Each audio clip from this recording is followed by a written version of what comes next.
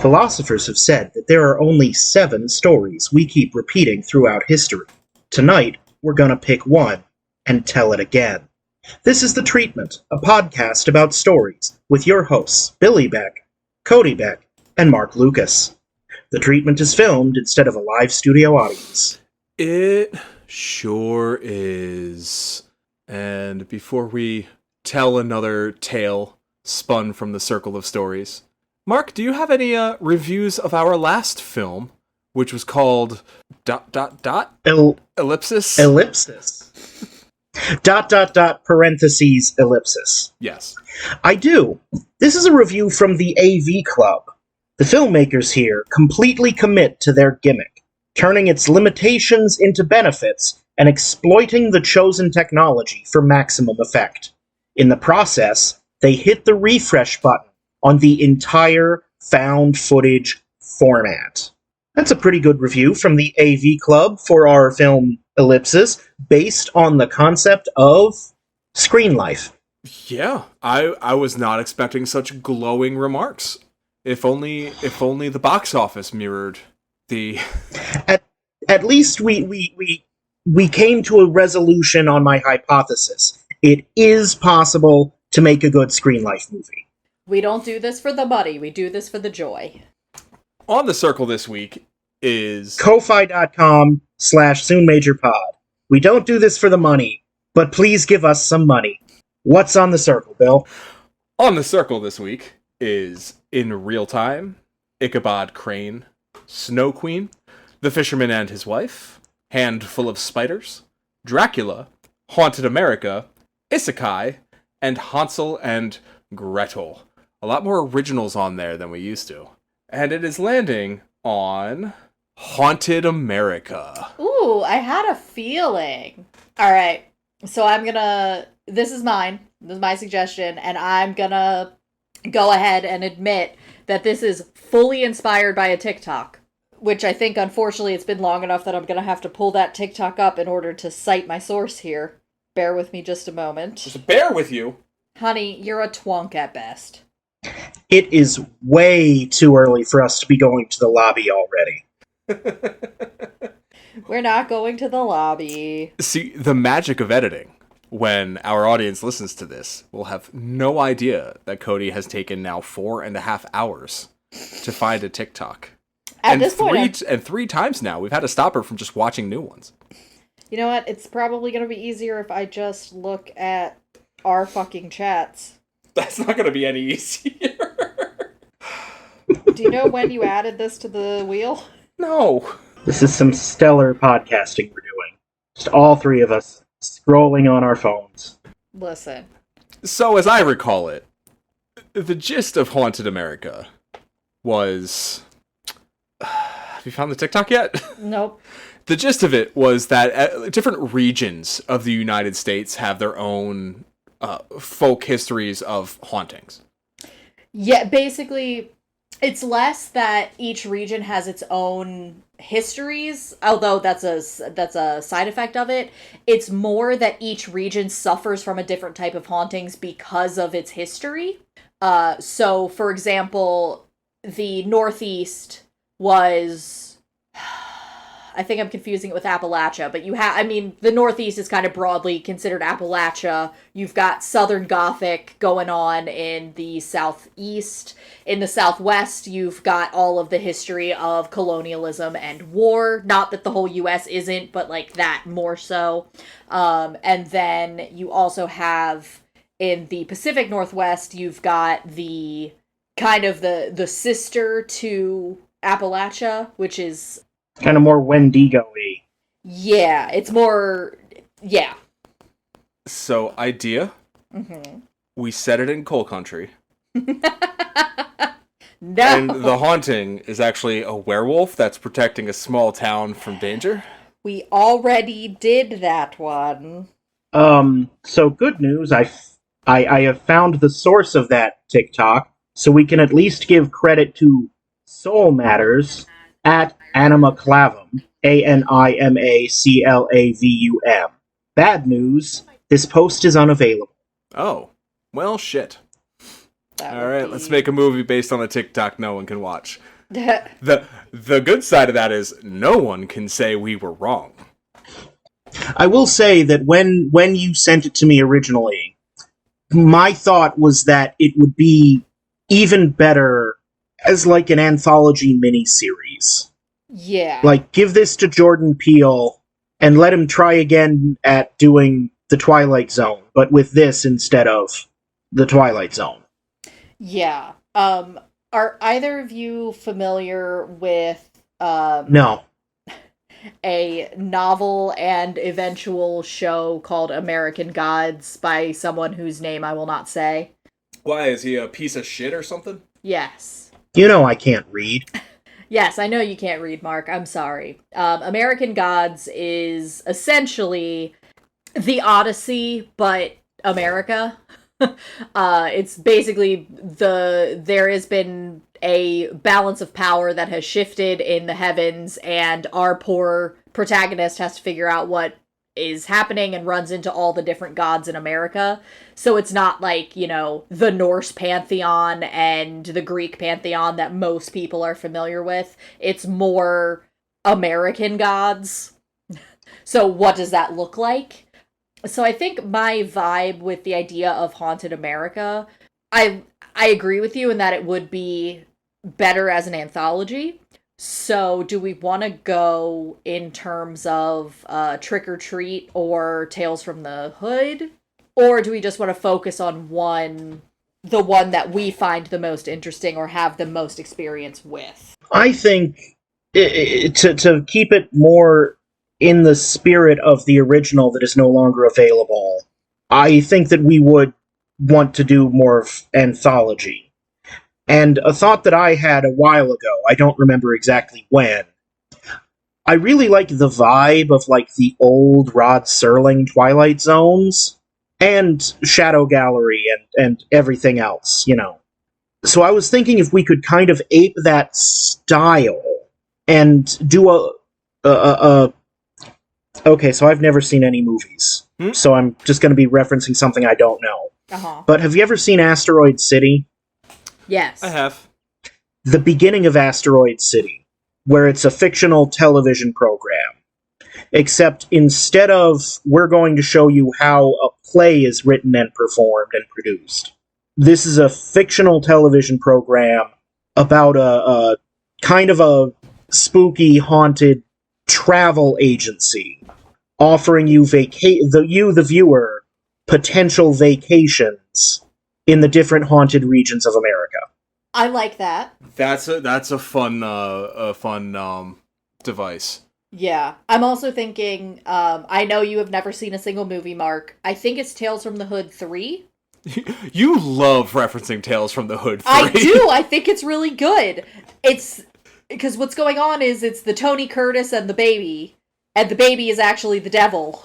Do you know what I'm talking about? Yeah, I know what you're talking about. The what's the second word that goes with device that describes what we're talking about? Framing device? Framing device!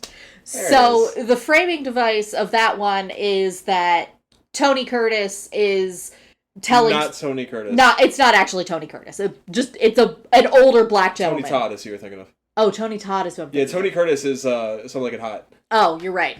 So it's not Tony Todd, but it's a Tony Todd lookalike. It's absolutely Tony Todd. Is it really? I'm pretty sure. He seems so pathetic. Yeah, well. Bill confirms that. The framing device is that this child is being told stories and then tells some of her own, and it turns out that she is the devil sent to, it is actually Tony Todd, Bill just confirmed. She is the devil sent to punish this man because this is I believe the 5th time that he's kidnapped a child and killed them. So she has been sent to punish him.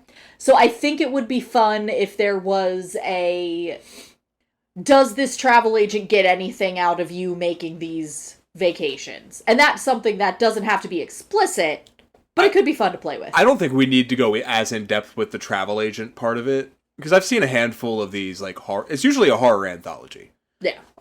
And the framing device, like, Tales from the Hood 3, the framing device is one of the stories. But something like Body Parts, it's just a weird dude in a morgue pulling out bodies, and he's like, check out how this one died, and it's the next scary story, and then at the end you find out that he's also one of the corpses, and there's just like a little twist at the end. It doesn't have to be as in-depth as Tony Todd in Tales from the Hood 3. But I like the idea of doing something, having a beat at the end that really nails the travel agency thing. Yeah. He earns commission, and his commission is your soul. Sure. Yeah, no, that's about as in depth as they get sometimes.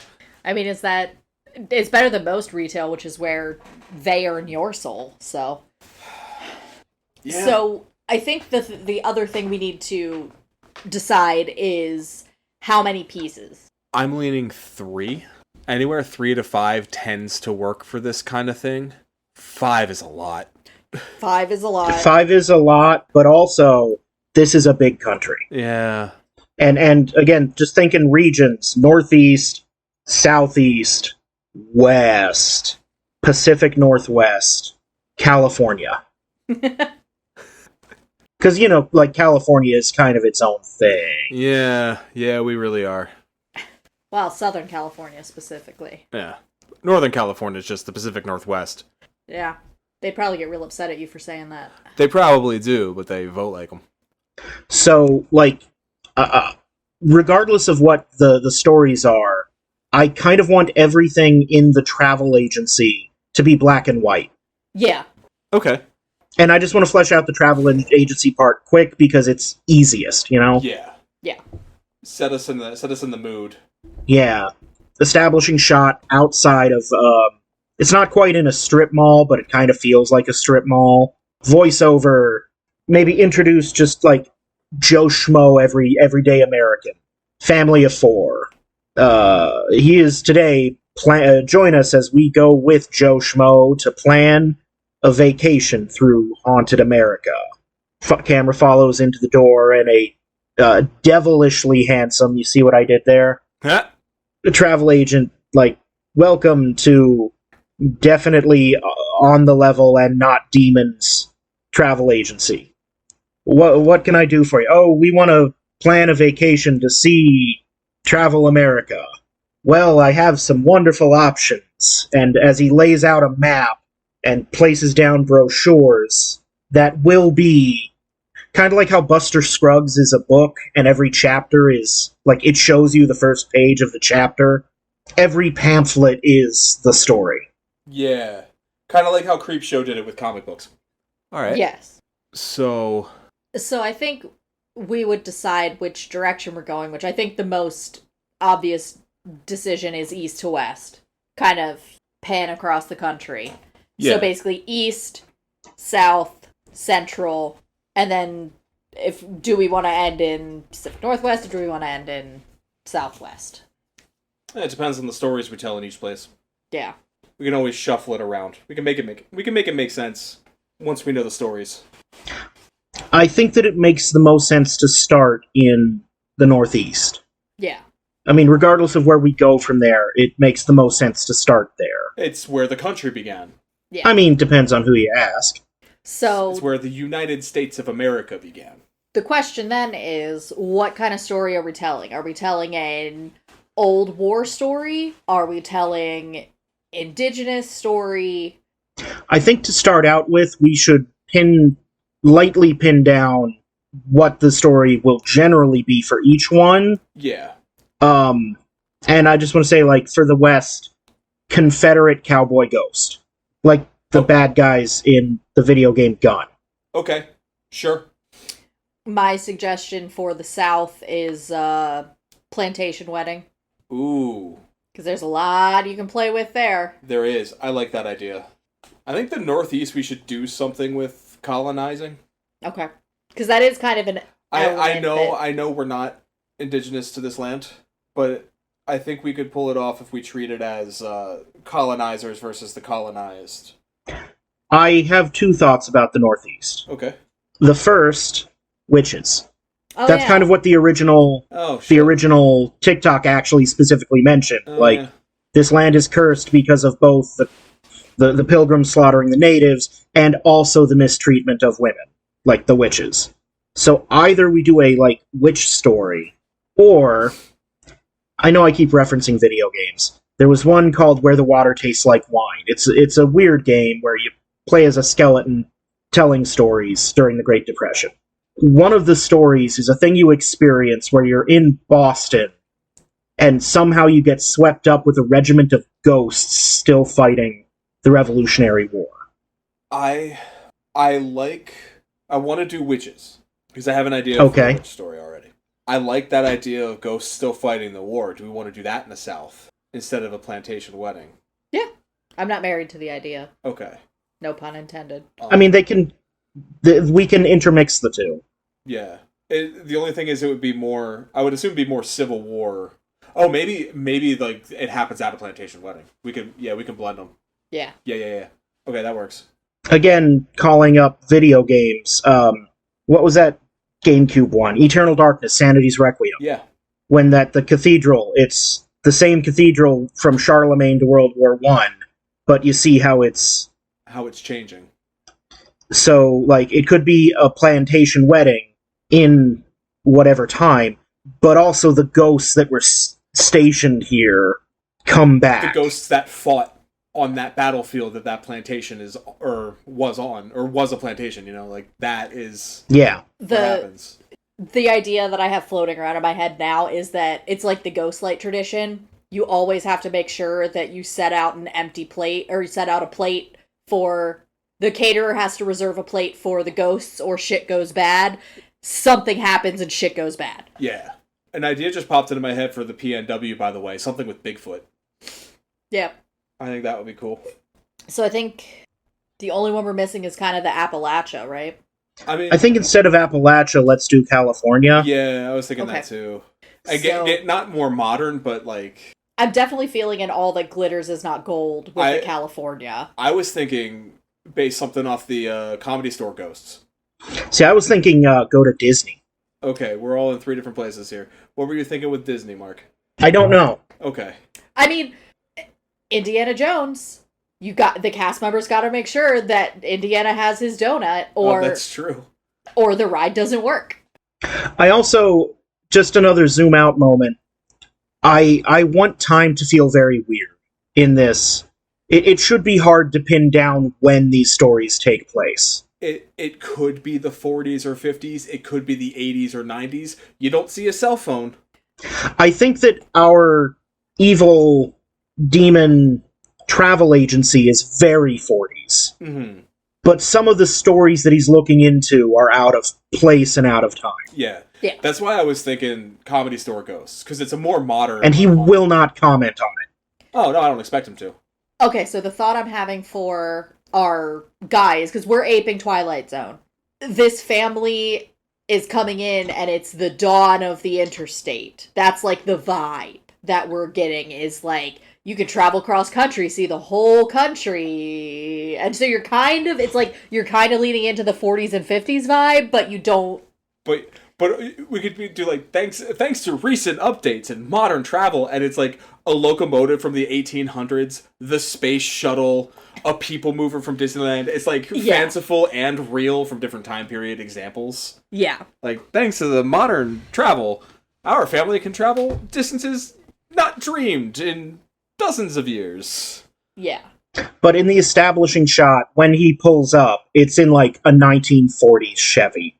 Mm. Yeah. I think we can definitely play with just shit getting more fucked up time-wise as we go. Yeah. But I also really But also nothing time-wise pre-US. This is a very American thing. I do really like the idea of finishing in Disneyland, because Disneyland is designed to be a place where there's a bunch of stuff that shouldn't all be together, but is.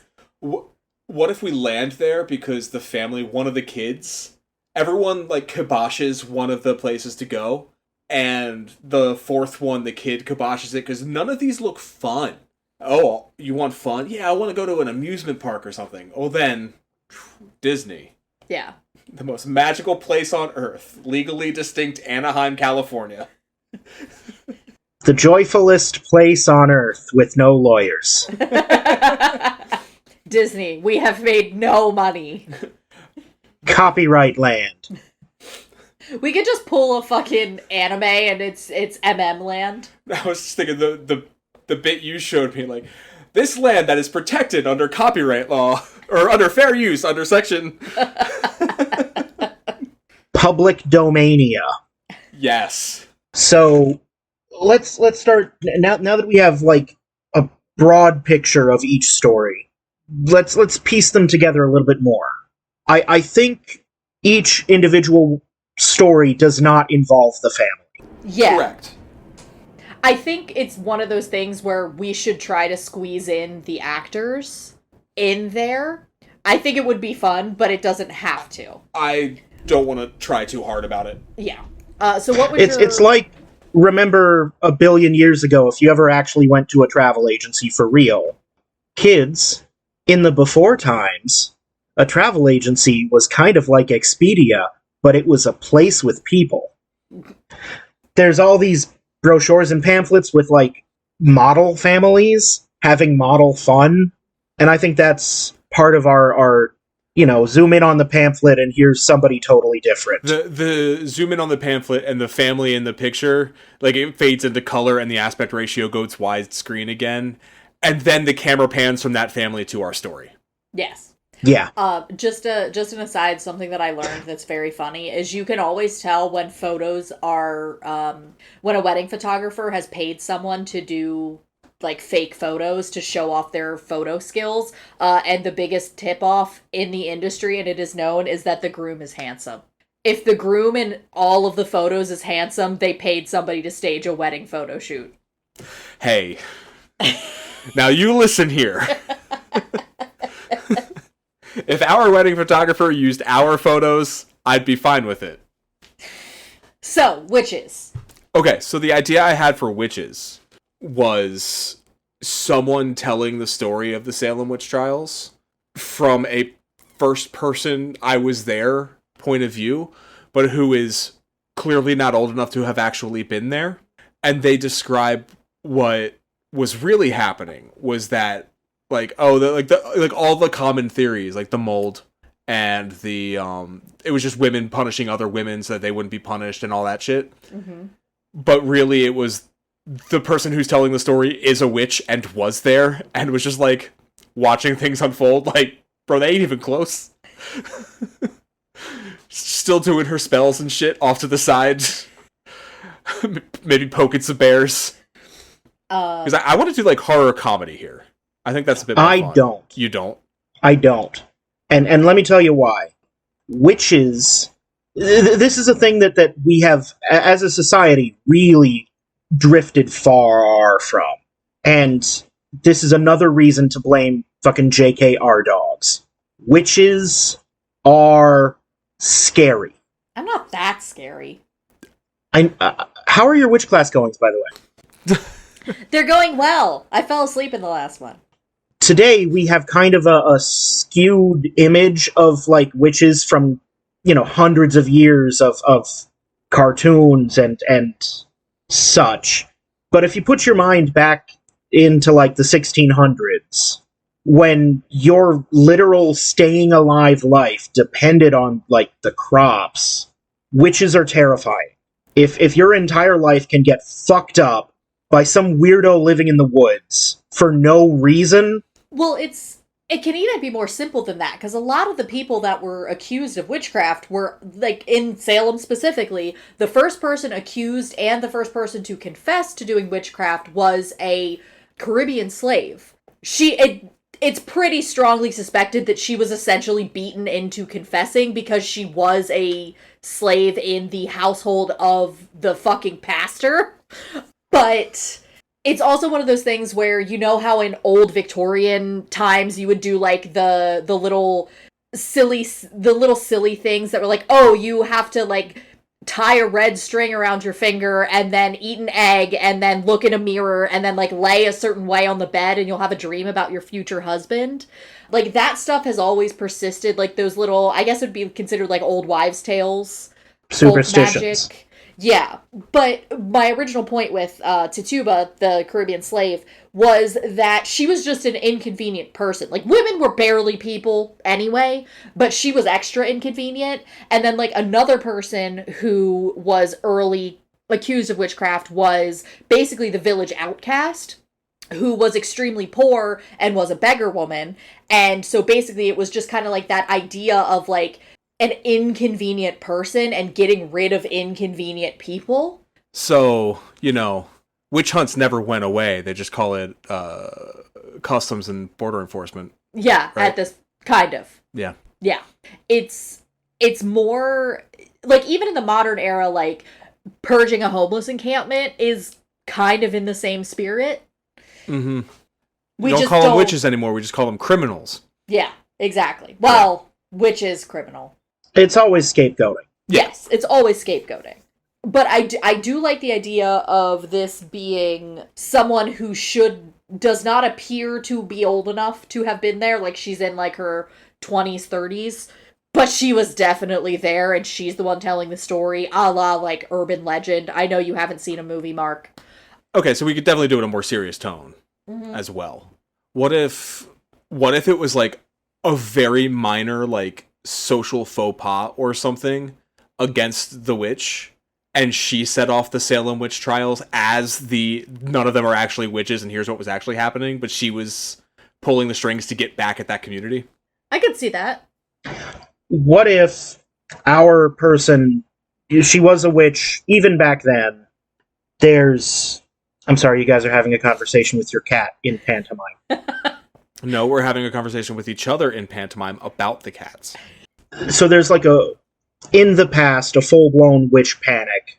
Everybody's accusing everybody of being witches. And our person really is a witch with powerful magical abilities.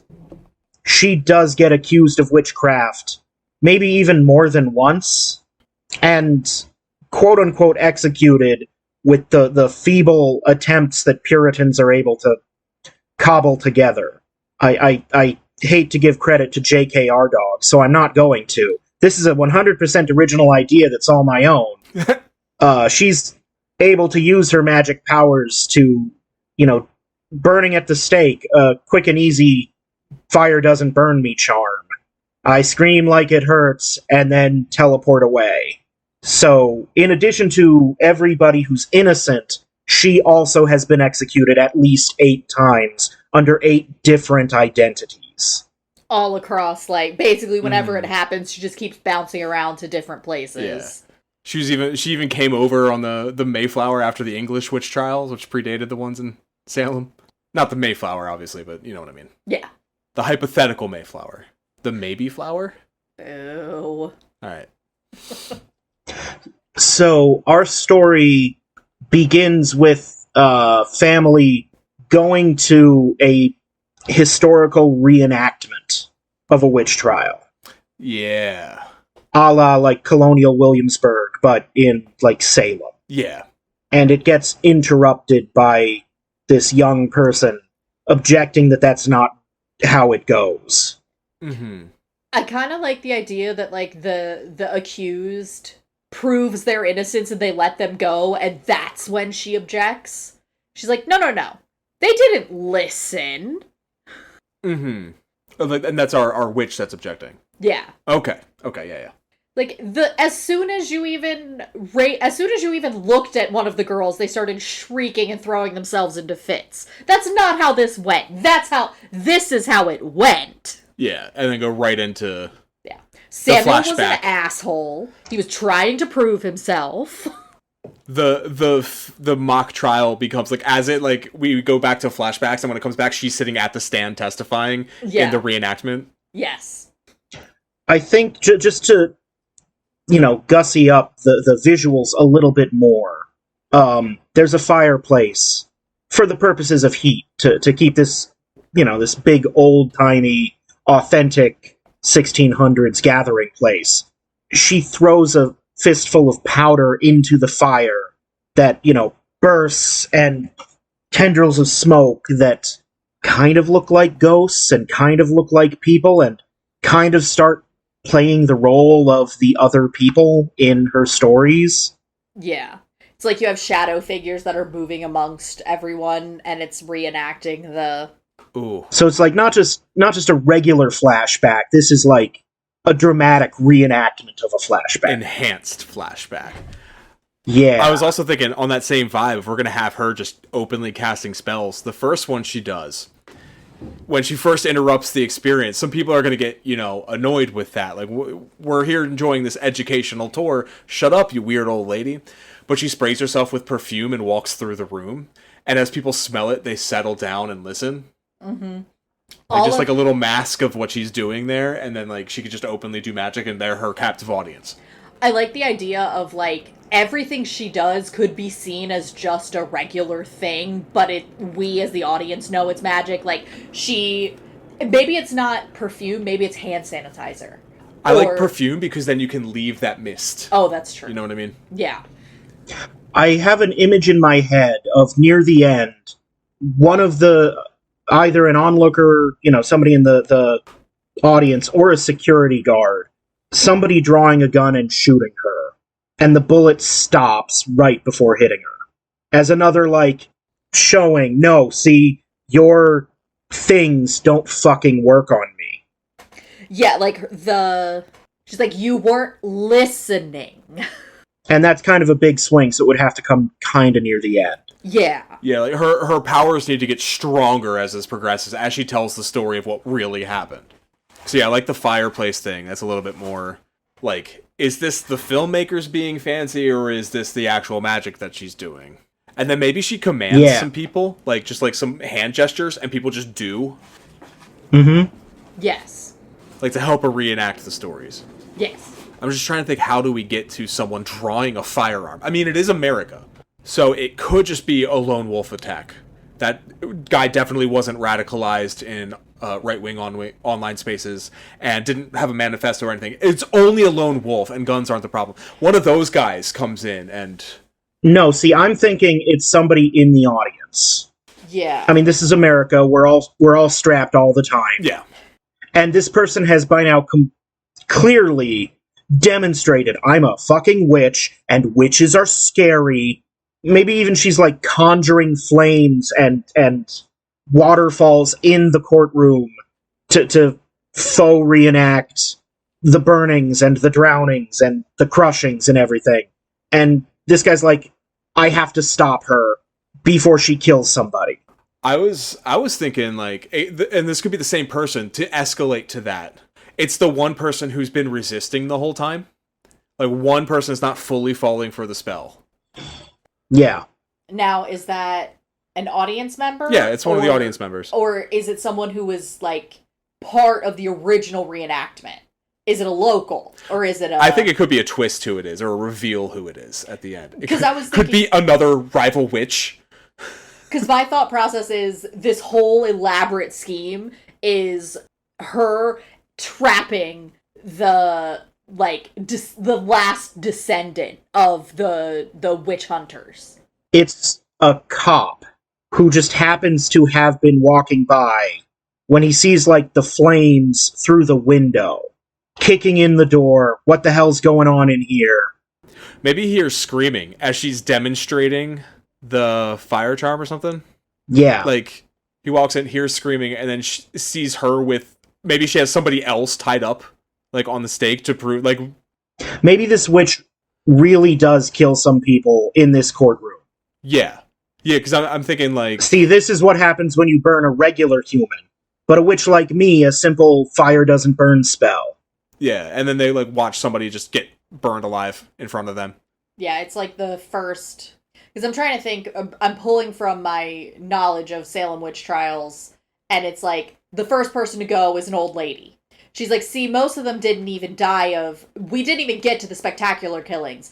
Did you know the first person that died was an old lady who died of illness in prison, and then an old lady in the front row keels over? And that's the first one. And then she's like, when they did eventually escalate, it wasn't really usually by burning, it was usually by hanging.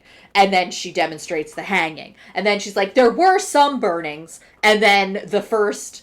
And then that's the third person. And then you get to the And there was always everyone's favorite, the crushing, and she pulls like a big beefy looking dude out of the audience and crushes him. Yeah. I think instead of like she does it to someone, she like demonstrates with herself, showing like if the first one was say a hanging, she conjures up a noose hanging over the rafter, pulls herself up and saying, but of course that doesn't actually work on someone like me. And then when she snaps her fingers, a quick cut, she's replaced with a dead body hanging. And she's sitting in the audience where she just switched places with somebody. Does that make sense? Yeah. Yeah. And she does this, like, for everyone. Mm-hmm. So then we end with a spectacular one, which is the crushing. Yeah. And it's the screams that draw in the cop. Specifically, it's the man screaming that draws in the cop. Yep. Because women have been screaming all day, but a man screaming. You picked up what I was putting down. Mm-hmm. Yep. Now, does, like, the bullet just bounce off of her, or does she, like... She parries it. She points at the gun, and the gun just doesn't fire? Like, it clicks and jams? No, the bullet, like, hits her, and we can even focus on, like, it spinning it kind of in place, and it doesn't even pierce, like, her clothes. And we just kind of see it, spin there, and lose momentum, and then drop to the ground. Yeah, I like that. And then how do we end this?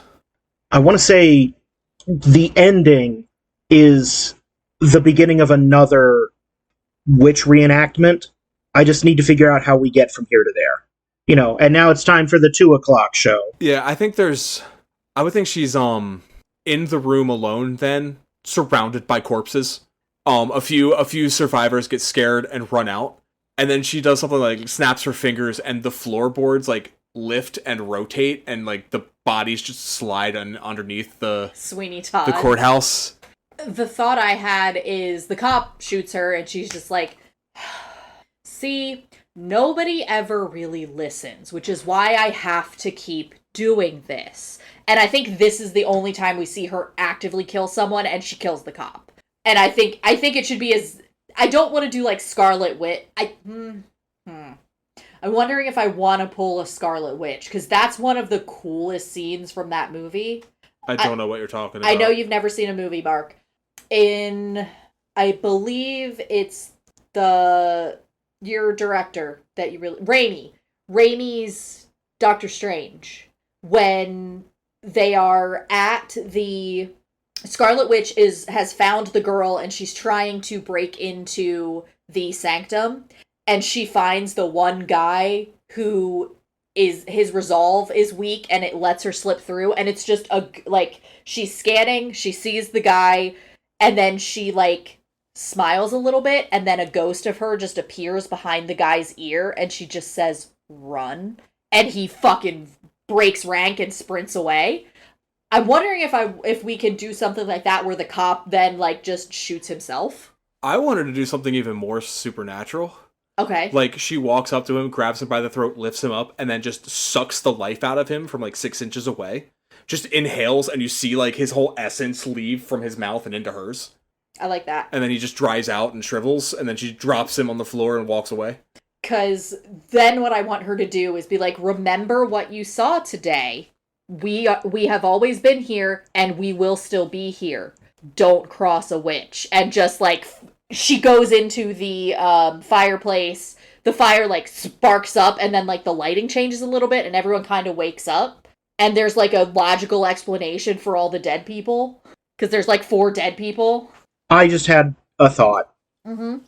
Actually, I had this thought a while ago, but I was waiting for both of you to say your things. I really like what you just said. Especially, I fucking love Bill's thing about the sucking the guy's soul out. Fucking, that's the kind of shot you just cram popcorn in your hole while you watch. That fucking yes. And then Cody, your little monologue there. But I want just one more little weird, filmy thing. So instead of her saying that to the audience or to the camera, I have this image in my head of her sitting in a chair. So she just sits down in a chair, hard cut to her sitting in that chair in a field of like blighted crops. Then hard cut, like the chair hasn't moved, she hasn't moved. Hard cut to them in a courthouse in the old times, and everybody's all old timey.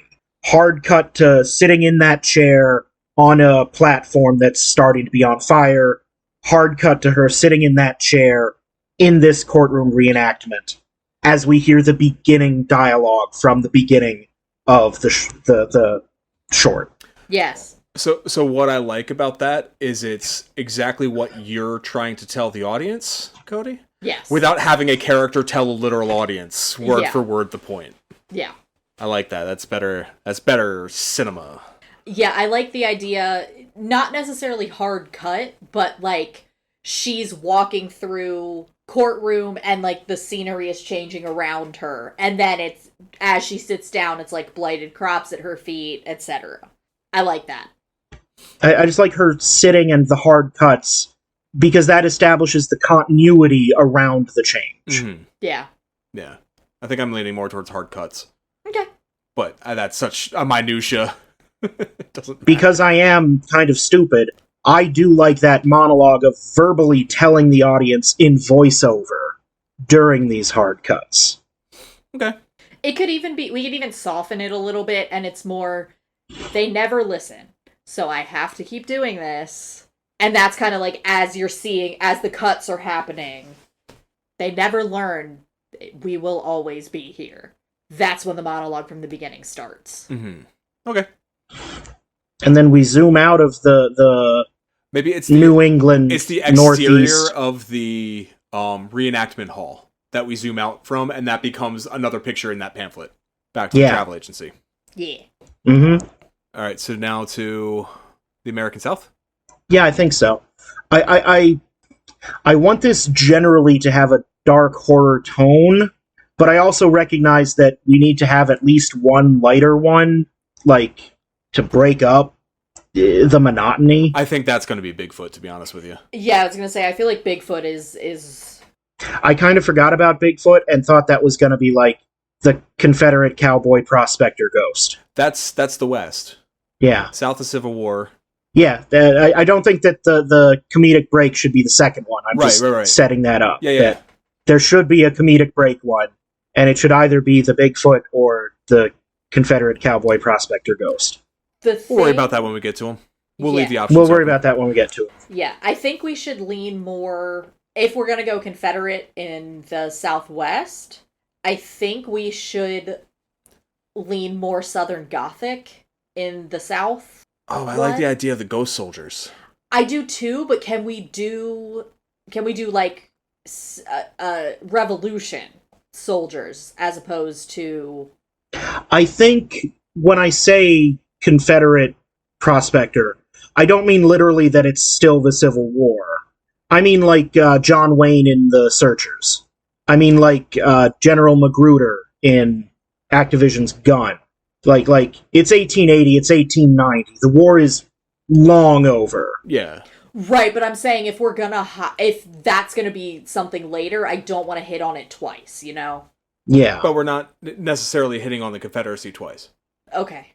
If you say so. The Confederacy stuff's going to stay in the South, and then the West is just going to be like that character, that old prospector. Who's still a Confederate, and that's an important part of the character. That's what I'm saying. Doesn't have to be part of the character is what I'm saying. We'll get to it when we get to it. Okay. So I'm thinking pamphlet is the wedding photo on the porch of the plantation home. Yeah. And that's how we get into the story. Right as they say their vows, and everything happens during the reception. Yeah.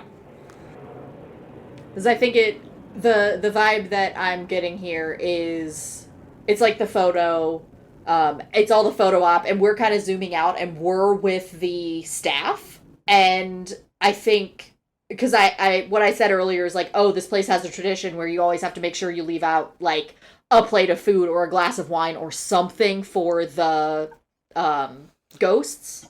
Do we want to keep that tradition in this one if we're also going to include that in the Haunted Amusement Park? That's a good point. Okay, staying with food, but changing it. They crack open a bottle of wine from that has been on the property since then. I'm just trying to think how we get the do they ghosts. summon the ghosts? You gave me an idea when you mentioned staff. Like, maybe there's a part of the plantation that's off limits to wedding guests. Okay. And that's where the ghosts are. That's where the ghost battle has been raging for centuries. Okay. And the staff knows it, and they keep people away from there. But during the reception, a couple, go fuck in the bushes and wind up in the fucking Civil War ghost battle. Okay. I like that. Thoughts, Mark? Still chewing, still gumming. Come back to me. Okay. This is definitely a more modern one, I would think. I think the characters would be more modern. Yeah. But once they go into the ghost battlefield, I think they're, like, temporally readjusted so that there's physical danger. Like yes, in the Twilight Zone one that killed the guy, when he, like, teleports back to Vietnam, and I think he goes to World War II at one point, and he keeps, like, appearing in different time periods. Yeah, I meant more, I think it would be really funny if just visually, if it's like a big 80s wedding dress. I think instead of there being a place you can't go, they're always around, but normally you're not aware of them. And I think, in terms of just a place that you're not allowed in the house. This is all on the grounds. You're not actually allowed in the house. A groomsman goes into the house to use the bathroom. Like, all there's rent-a-johns outside, but they're all in use. I'm gonna go in the house, even though they told me not to go in the house. And then, like, we don't have to actually see him shit in the toilet, but while he's washing his hands, he looks in the mirror, and there's a ghost standing at attention behind him in the mirror. And this is what kind of opens him up to the presence of the ghosts coming into the house. And when he comes out of the house, he sees the ghosts everywhere. I like that. That's more psychological. Because then he can be, like, going up to someone he trusts, is like, when did all these people get here? Do you recognize that guy? Who are you? That's Uncle Joe. No, next to Uncle Joe. There's no one next to Uncle Joe. Yeah, you're cut off. Are you okay? You need to go lay down? And I think the ghosts are aware of him. Maybe even the ghosts think he's somebody. Yeah. Because what my thought was, I know we're kind of keeping these locked to these places, but, like, the idea that he flew in from out of town for the wedding, so he's staying at a hotel, and he leaves the property, and he starts seeing more of them. He takes the ghosts with him? Yeah, like, he's taking the ghosts with him and seeing other ghosts in, like, the area, because playing with the psychological element of it. Mm-hmm. So, is the dramatic irony in the end that he lives somewhere where there's a lot of Civil War ghosts that lead to his demise? Like, now it's good to be home back at my unattended shack in the middle of the battlefield at Gettysburg. Surely I'll be able to sleep soundly tonight. He's from Atlanta. Oh, and just the whole city's burning when he gets home. But it's ghost flames. Yeah, but he can feel the heat from them. He's not affected by them, but he can feel the heat. Yeah, he's just really uncomfortable. Yeah. I also think, I don't know if this is hat on a hat, I think it could be an element to play with that this is maybe an interracial wedding, and he's maybe from the black side of it. I think that's hat on a hat. Okay. Specifically, I want this guy to be white because I want, like, some of the ghosts thinking they can report to him. Okay. Mm-hmm. Yeah. While he's trying to talk to one of the other groomsmen, a ghost kind of snapping to attention and, "Sir, what are your orders?" The Yanks are moving in on the north. We can't hold the position for much longer. What should we do, sir? Yeah. Fucking die, I guess. I like that. Yeah. I don't know how much else we need to flesh that out, actually. It's pretty... I think then the northern troops fully invade, the northern ghost troops fully invade right as he's leaving. Yeah. Maybe even he leaves the party early to go home to Atlanta. And since he's going home to Atlanta, maybe he's taking a train, and either Buster Keaton's The General is happening around him, or Mark, that's a movie that's really old. Oh. About a Civil War train. You'd probably like it. Or, like, he's seeing I think like the Union lines form barricades all on his way home, and when he gets back to Atlanta out of the station, the whole city's on fire. Yeah, I was thinking, like, I kind of want there to be, like, a lull where he thinks it's fine, and he thinks maybe he's finally slept it off, or whatever, because he still thinks he's kind of hallucinating, and then the reveal of all of Atlanta burning. Yeah. And then we get a shot of some, like, modern, not modern, but famous Atlanta landmarks on fire, and then it fades into the picture in the brochure of that Atlanta landmark. Yeah. What's the big one there? You've been there more recently than I have. Delta Terminal at the airport's the big one, right? Sure. That's the joke from Futurama. Coca-Cola bottling plant? Coca-Cola? Yeah, the Coca-Cola bottling plant, actually. Because that would be in a 40s brochure. Yeah. New formula, now with 100% less cocaine. Boo. Bring back Coke Classic. So next, I guess, would be the West? Are we doing 4 or 5? Because we got north, south. 5. North, South, West, Pacific Northwest, California. Yeah. Okay. So, this is our mining town one then. Is mining town, or are we doing, like, ranch west? What version of the West are we doing? I think if we're gonna do California and Pacific Northwest, we should do more of a Midwest one. Or like a Texas ranching horses Yeah, like and cowboy? Yeah, maybe more cowboy. Something with farming. See, I'm thinking getting really broad with West as just a Western. Because I see where you're coming from, but I feel like if we're putting a lot of focus on the West. Because we're doing Pacific Northwest and California, and we're going to do a Western. You mean we have to do something in a flyover state? Yes. That is my suggestion. Because Texas also See, I was thinking something like Quivira or El Dorado or the City of Gold. Yeah, I was thinking Texas West, not California West. Right, but if we're doing California later. No, I know. Because we're doing California later. We're not doing California now. We're doing, like, Texas. I know, and I'm thinking Western feels Southwest to me, which also includes Texas. Arizona, New Mexico, Texas. I don't think Texas would like being lumped in with the Southwest. Texas can go fuck itself. Texas is Texas. Texas can go fuck itself. I'm just thinking it's a very distinct era of American history that is ripe for exploration in this topic.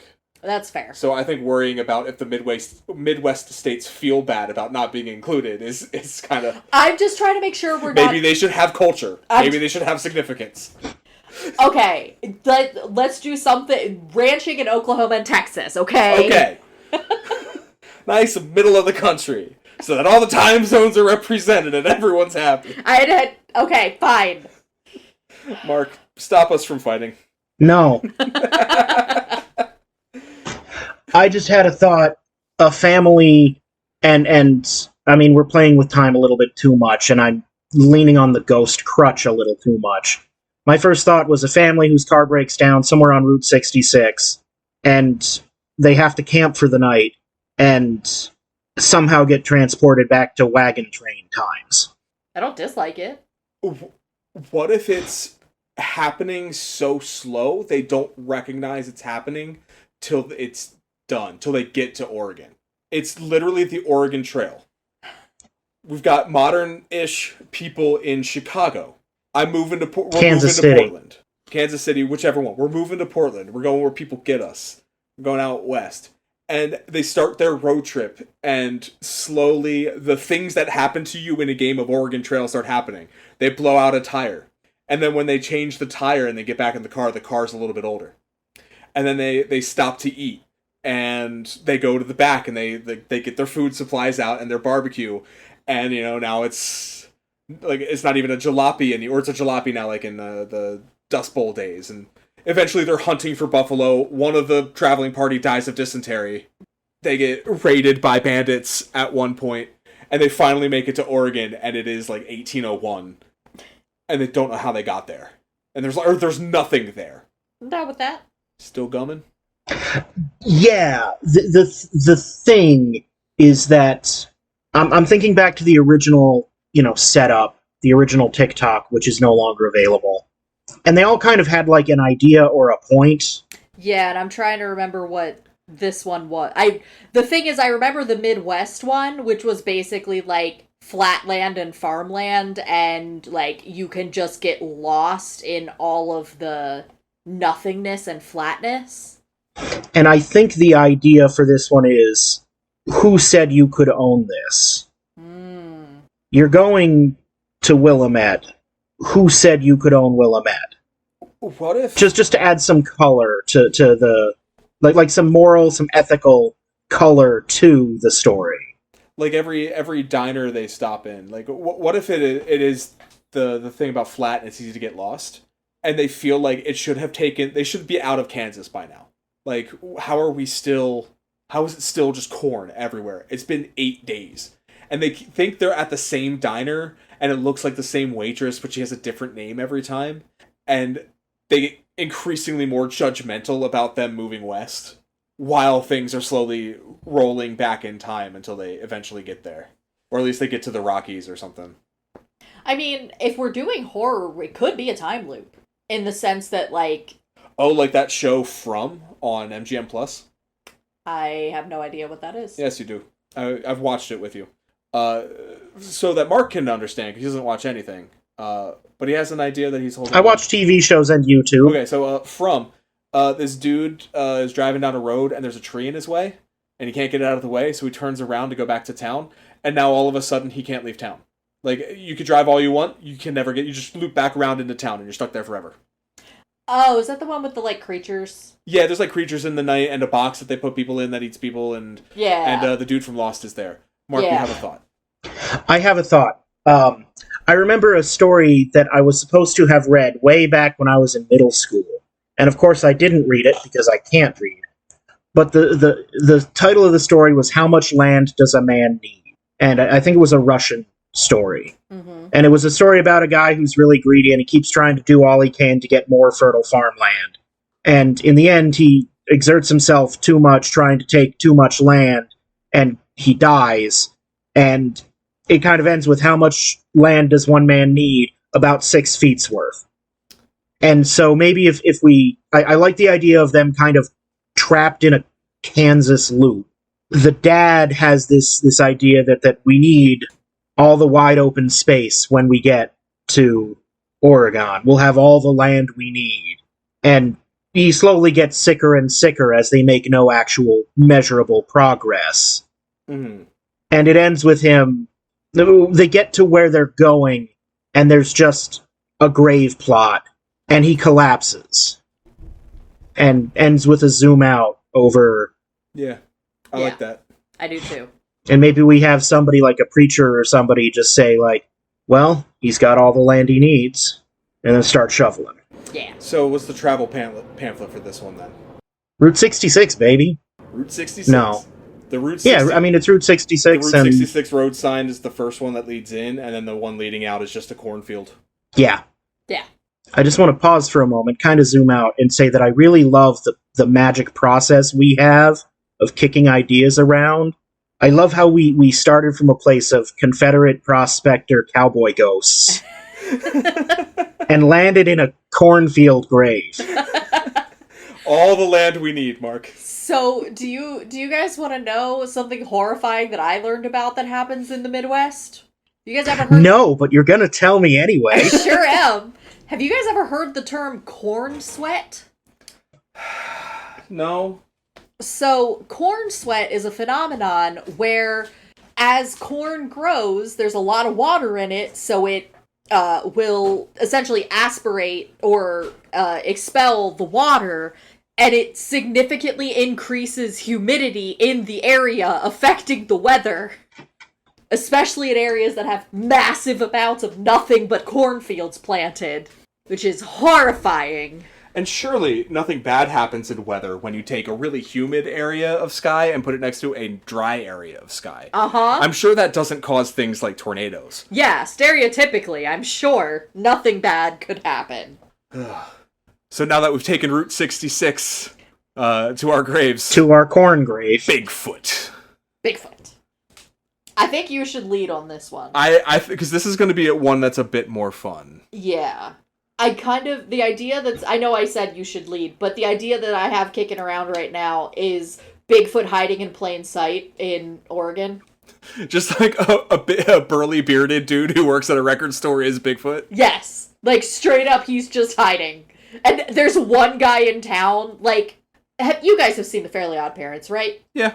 You got the Dennis Crocker who is desperately trying to convince people that this is Bigfoot, and they're like, no, that's just Jerry. What the fuck is wrong with you? He's telling Jerry's girlfriend that her boyfriend is secretly Bigfoot, and she's like, well, you know what they say about men with big feet.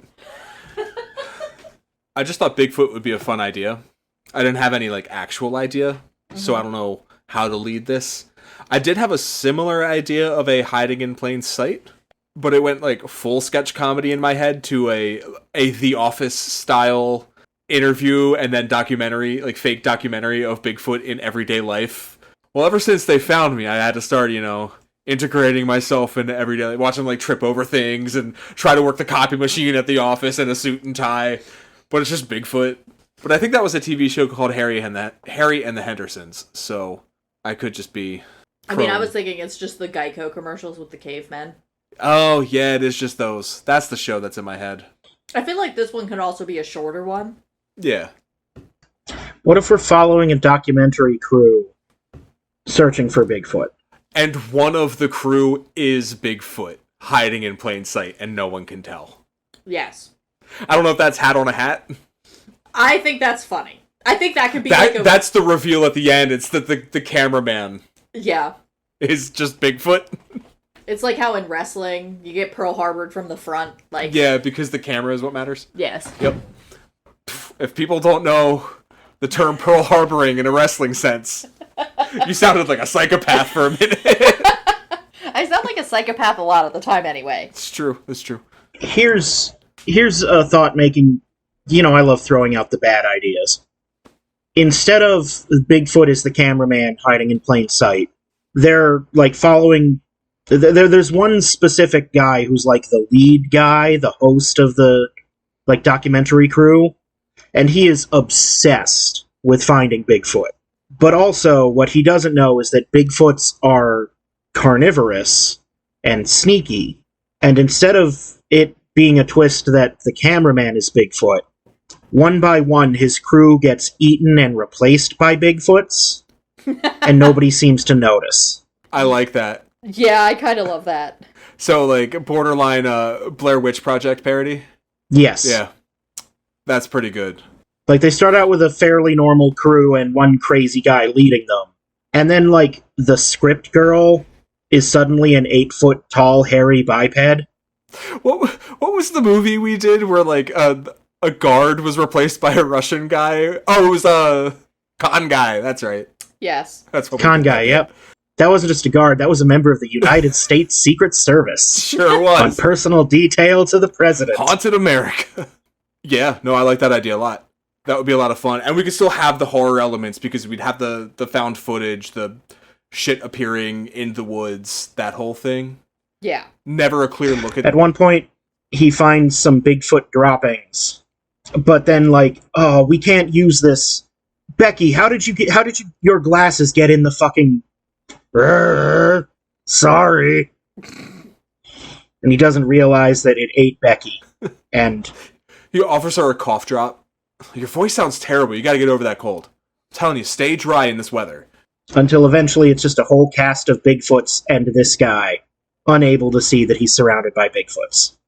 The ending is him doing well, we didn't find Bigfoot in this documentary. Let's do a big cast photo in front of this waterfall or something. And they all gather around and they're all, like, you get the snapshots of the photo and they're all, like, together, like a happy one. And then they all look at him in the second one and they start eating him in the third one. And then the fourth one is just, like, the beautiful vista, which is the one in the travel pamphlet. Yes, I like that. Okay. And what was our photo in? I don't think we really established a photo in. I think since this is the funny The Space Needle. Yeah. I was thinking he's like, well, since we're already in Oregon, let me just show you this pamphlet, our travel guy. Well, let's say you did take Route 66 all the way to... Oh no, Route 66 ends in Santa Monica.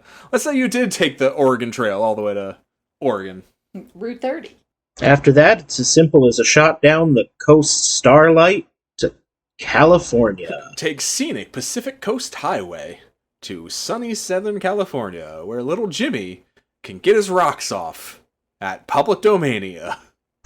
And I want to say, like, first thought, worst thought, the Disney stand-in, the Disney park stand-in, all of the, mascot characters are zombies. Not the flesh-eating brains type zombies, but the even older, like voodoo zombies. Animated corpses forced into servitude. Yeah. All of the employees in general. Yeah. It is a bit of a trope, but I don't hate it. Yeah. Because it's not like the heart of what we're doing with this one. Because this one I feel like wouldn't be included in the source material TikTok. I think this one's kind of an original thought. I believe you are correct. Because I'm thinking of the the hidden horrors of amusement parks, basically. So no one dies at Disney because they fly them off the property and declare them dead off the grounds. There's the underground tunnels. No one's ever really gone. No one's ever really gone. I've been in the underground tunnels in Florida. You have, that's right. Although I don't think there are in land. I think it's different at land. But it doesn't matter. It is different at land. Because this isn't Disney World or Disneyland. This is Public Domania. I think it would be interesting if the different lands of this theme park are the whiteified, historically inaccurate versions of the parts of the country we've already explored. Yes, I like that. How about if the lands in this park are real, and you don't like the deeper you go into the land, the more real it literally is. It's fucking Disney. Yeah. So Main Street USA, and then a hokey adventure land. But the deeper you go in, this seems like a really authentic jungle. Wow, that giant spider looks so authentic. Is that acid venom that it's dripping? And then Fantasyland is real dark, actual medieval shit. There's alien, real, what are they called, xenomorphs in the future land. I like the idea, but if we're gonna have, because I want to land this on the moral of the film, basically, and I think the moral is not everything in America is as it seems. That seems there are ghosts in this country, of this country, born by this country, and of how this country was born. That I think this theme park in this section addresses on a meta level. You know what I'm saying? Okay. I don't want to say this segment should be deep, but I think it should be deeper. Okay. So, you know how there's the common misconception, it's actually not true, that Walt Disney was frozen? Yes. Yeah. I think that the ghost in this section is legacy. The ghost or the demon or the haunting or whatever is legacy, and this insane American idea of living forever.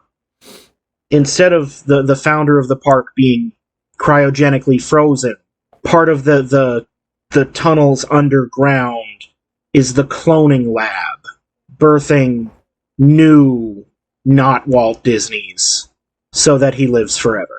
Do we like this idea? Okay, we're getting closer to something here, yeah.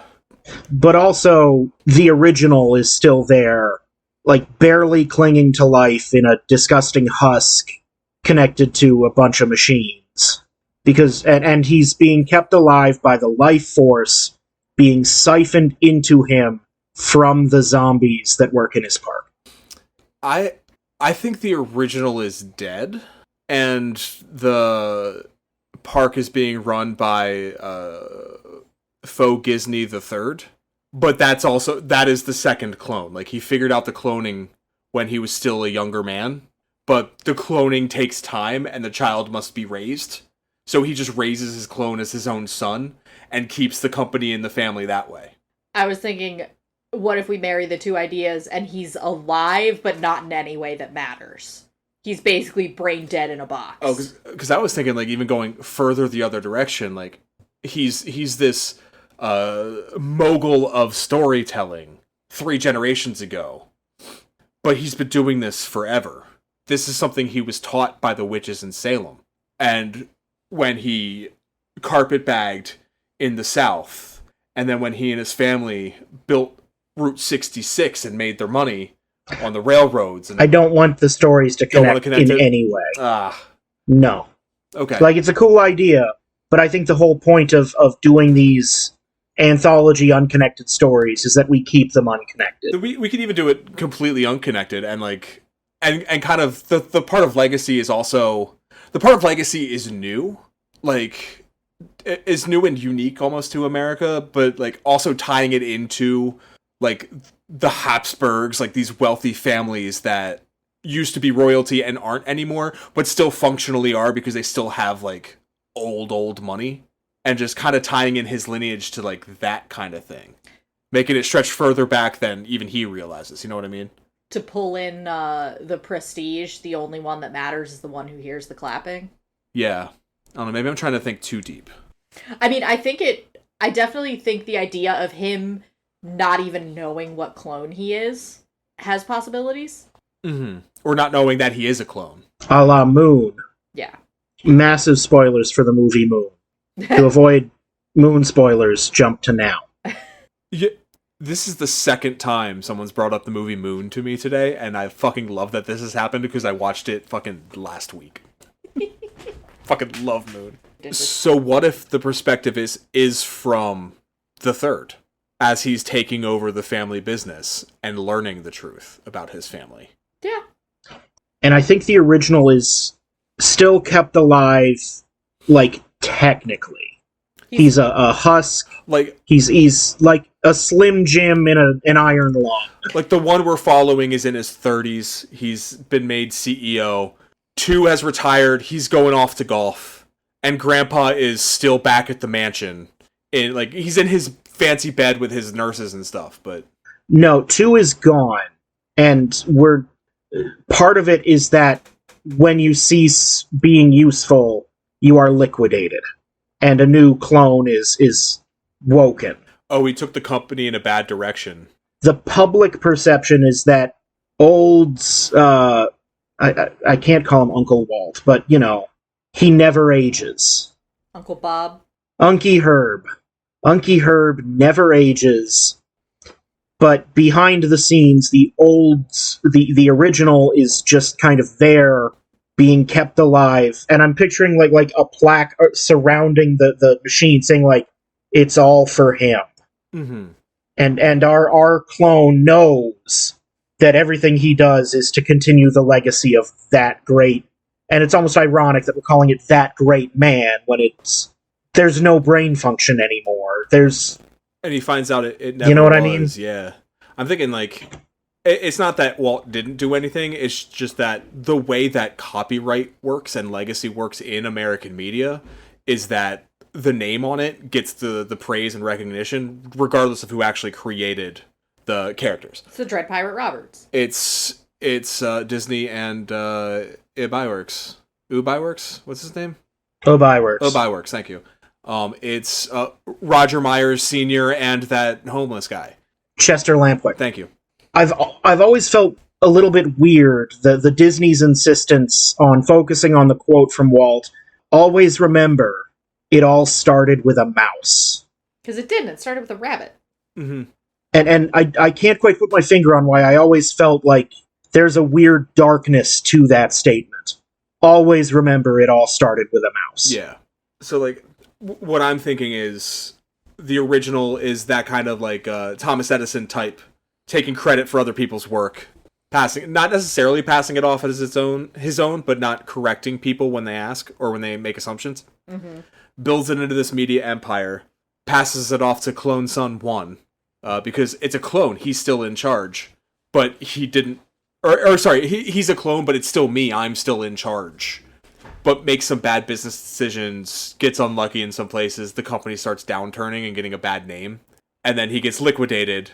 I don't necessarily like this idea, but I want to put it out there. What if when, like, he has a stroke, right? Mm-hmm. And it's not his decision to do this whole cloning thing. Maybe it was his decision to start the program, and then he had a stroke. Because I remember in, like, the 70s and 80s, part of the reason the actual Disney was languishing so hard is because they kept coming back to the question, what would Walt do? Mm-hmm.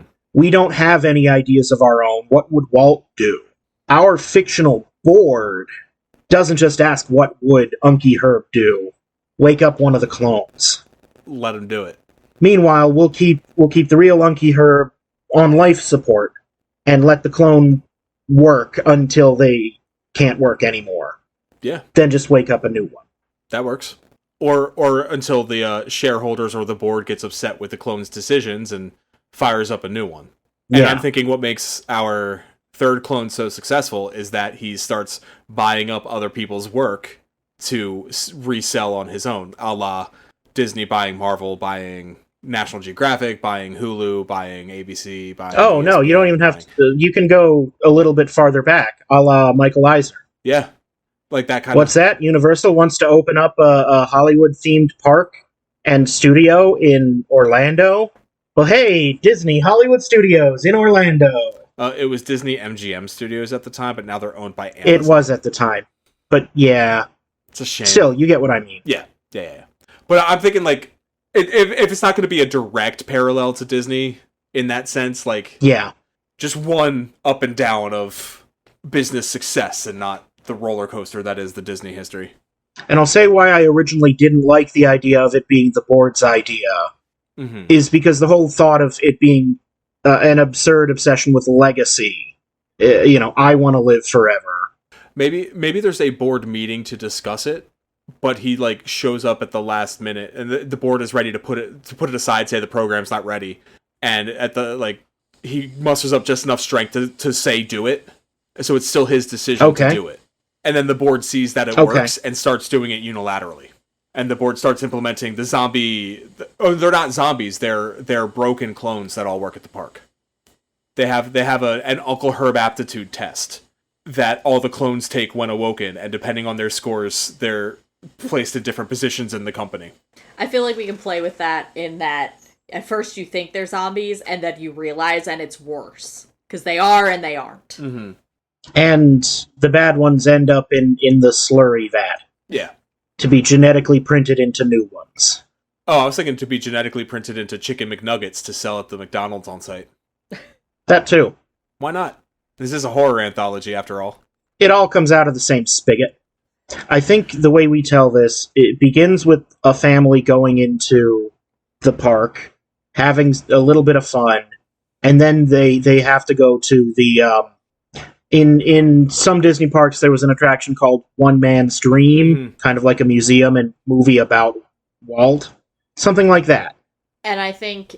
over the court, the rest of the family should be having a lot of fun, and the little kid who is, too young to ride the roller coasters. Oh, I was gonna say coded as neurodivergent, slowly starts getting more and more unsettled as he keeps seeing various of the same faces. Too little to ride the roller coasters, so he has a lot of time by himself, sitting on a bench waiting for everyone else. Mm-hmm. And that's when he notices things. Yeah. Maybe he has, we see, 2 or 3 cast members talk to him over the course of the day, and that's why he, you see him start getting more and more uncomfortable. And then when they go to the... Go ahead. I was saying we have to deliver, this history to the audience somehow. Yeah. That's in, the One Man's Dream, Disney Museum. Would they be as upfront about how much he's been cloned in an attraction, is my question. No, so we need to get that next layer. Yeah, that's what I'm... And I think that next layer is just when he trespasses into... we from the museum, we get the bits about, Unky Herb having a stroke and quickly, miraculously recovering, and the company producing some of the best hits in this period. And he sees, Unky Herb stops aging. Yeah. And then when he goes backstage, and maybe the family's watching a classic shorts collection, and he doesn't give a shit about these old cartoons. He goes into a door labeled backstage. You guys go on ahead. I'm still reading the plaques. I'll be right here when you get out. Real neurodivergent in a museum. How does he get backstage, you said? Or did you not have an idea? There's just a door. A cast members only. All right. Maybe it's even just sitting, not closed all the way. And he's in a headspace after kind of noticing that after this date, Unky Herb stops aging entirely. Mm-hmm. He's starting to question things and sees this half-open door. What's in there? It's half open, and he peeks in, and he sees something that doesn't make sense to be in an employee break room at an amusement park. Something like a full kitchen or rows of beds. Like something that is clearly people live here and don't leave. You know what I mean? Yeah. Instead of a room, it's like a hallway. And there's like, arrows, signs on the walls. And one of them is dormitory. And another is lab. Yeah. And he's like, what kind of theme park needs a dorm? So he follows dormitory, sees rows of clones sleeping. Or maybe it's just empty because they're all at the park. They wouldn't overproduce. They wouldn't have redundancies. That's expensive. No, the night crew is sleeping. Oh, yeah. They're the ones who clean up. That's a good point. And they're like Funhouse Unky Herb. These are the ones that have physical defects. Yeah. And Kid whispers to himself, oh my god, they live here. Opens the map, can't find an employee parking lot on the park map, like clocks it. Or like a space where it could be an employee lot. Yeah. Like, where do they park? How do they get into the park? I've never seen an employee check in. Mm-hmm. There's no space for lockers. There's no space for... Yep, all the, like, beds are identical. Like, it's eerie. Mm-hmm. There's no place in the break room that's, like, for relaxation either. It's work and sleep. Yeah. I think the thing that tips him off is there is no food at all. There's no kitchen. There's no... Besides the cryo lab, or the cloning lab, there's also another room that, in all the signage, is just indicated by whatever the equivalent of the Mickey Mouse ears, Mm-hmm. And that's where the original is. That's the third room he goes to. So the second room he goes and checks out the lab. And it's really close by. Yeah, it's just down the hall. Yeah. And then he goes and sees old Uncle Herb, surrounded by Uncle Herb doctors and Unky Herb nurses. I was gonna say, does he accidentally unplug Unky Herb? No. Unky Herb asks him to unplug him. Yes. But at this point, it's too late. The machine has begun and it will not stop. Not the machine keeping him alive, the machine that is Unky Herb-ny. Yes. I think the Unky Herb in the machine, like, twitches and vocalizes and tries to say something, but can't. And like, the kid approaches to try and listen, and then, like, the third Unky Herb, the current Unky Herb clone behind him in the doorway that we had not seen up until now, says, he wants you to unplug him. And, like, at first the kid's scared, then he says, he always wants you to unplug him. And in a villain monologue, he explains that last piece about after the stroke, the board, and this is just told in a straight flashback. It's the end of the movie. I don't have the effort to come up with a clever way of... He just tells the story that we established. Yeah. Maybe it can be, like, visually animated in a Disney-esque style. Oh, that's good. Yeah. That's a nice little, nice flavor to it. Perfect. Specifically like that wartime, like, Disney... Yeah. Yeah. And then I think the last shot is the kid trying to decide if he's going to do it or not, and the camera pans up to the not Mickey Mouse logo on the wall, and that's the other one that's in the pamphlet.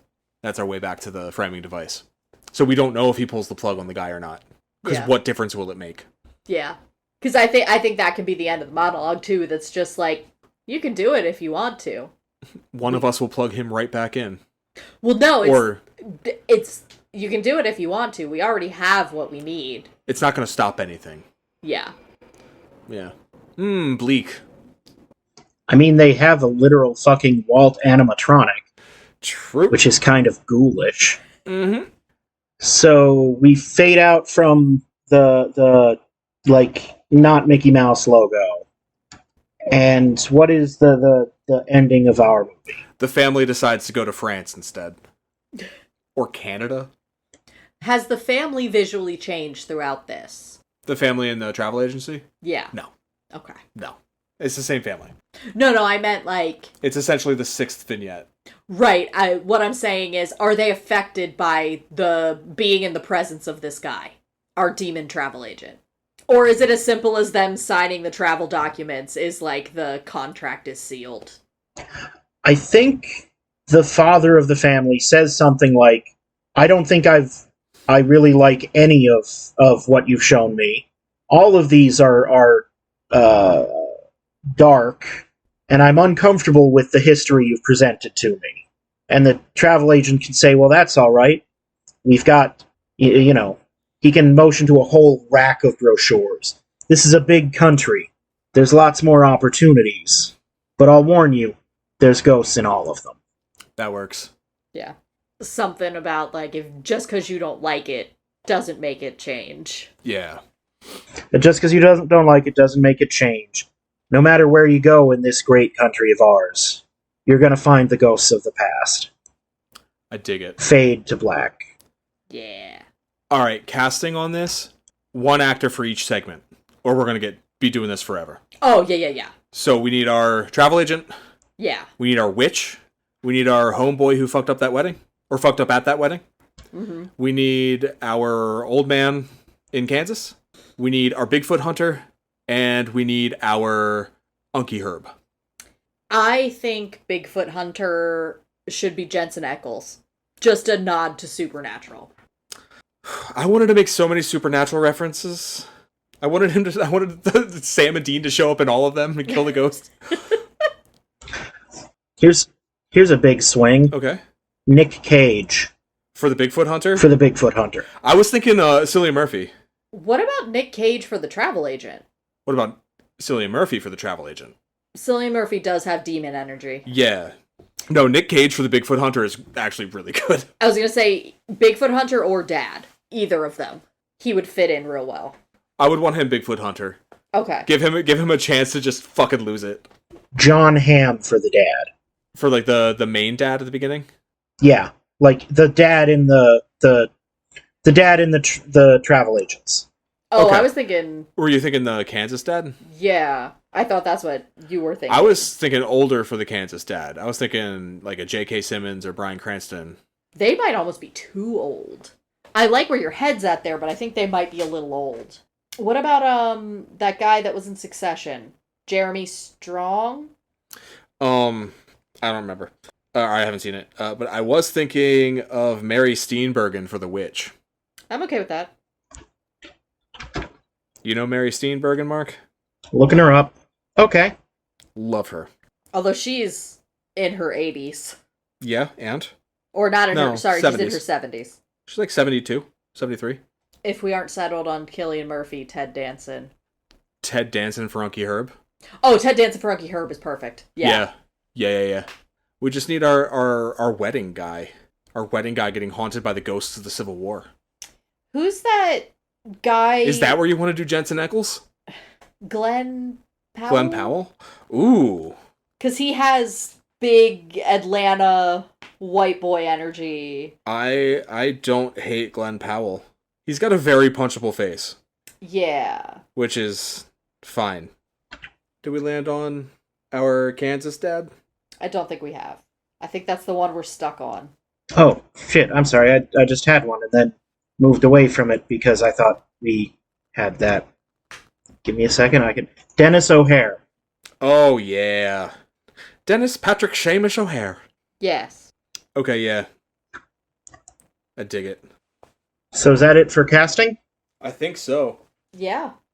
We got our main... I also do like John Hamm as the dad at the travel agency. Yeah. Like John Hamm and like Amy Poehler or something like that. Yeah. But that's not super important. Now I just need a name and a poster. I think that the name should be the name of the travel agency. I was going to say All American Travel Agency is the name of the movie. That's a little bit clunky. American Travel? Or Travel American. All America Tours. I kind of like... All America Tours. Or American Travelers. What about Travel America? Just flip it around. I don't hate All American Tours or American Tours either. I would somehow the title itself also leans into the haunting part. Yeah. Because like all the other anthologies are like Creep Show, Body Parts, Tales from the Hood 3. The name at least sets the tone. Mm-hmm. So we just need like an American horror. See, I've recently been playing LA Noire, And, like, at one point you go to a travel agency, Gulliver's Travels. Like, that's a clever name for a fictional... But Gulliver's Travels isn't the kind of thing we want to call attention, Yeah. Call to attention. Yeah. I'm trying to think of, like... I'm trying to go through, like, Faulkner titles. Ghosts of America tours? Is there something we could do where the title becomes, what's that term where it's, like, the acronym? Like, if you shorten the title, it's, An acronym? No, there's a term for it. Like, something like Ghost. Oh, a backronym. Where you take a word and then you make up what the letters mean to make it an acronym?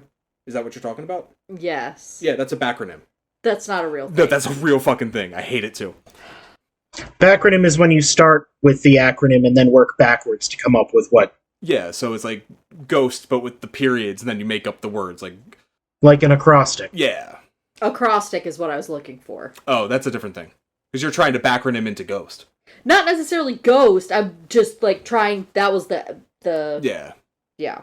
I mean, is this a little... I'm literally looking up... I'm looking up Faulkner, and he has one called Sanctuary. Sanctuary Travel.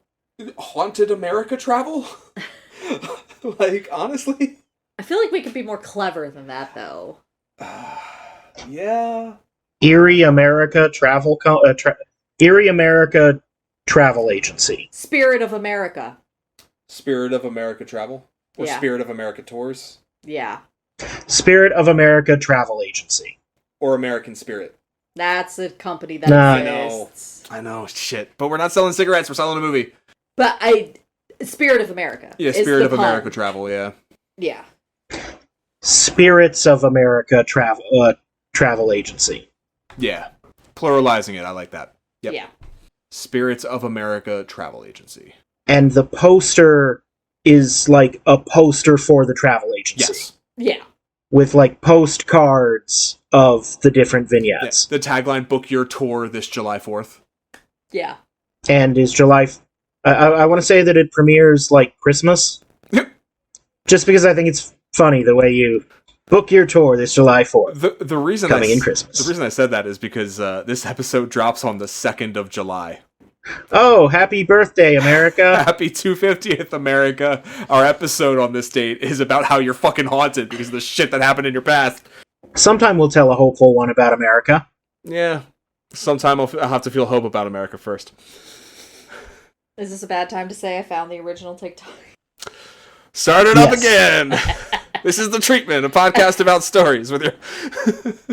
Okay, so we have the movie, some actors in it, Yep. a title, tagline, poster, premiere, jokes aside, summer blockbuster. Yeah.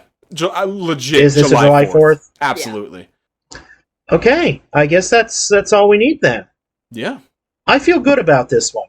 This isn't necessarily my cup of tea. I don't know if I would personally like this movie. I love a horror anthology. I really do. They're fun times. But I think we've made another good one. Yeah.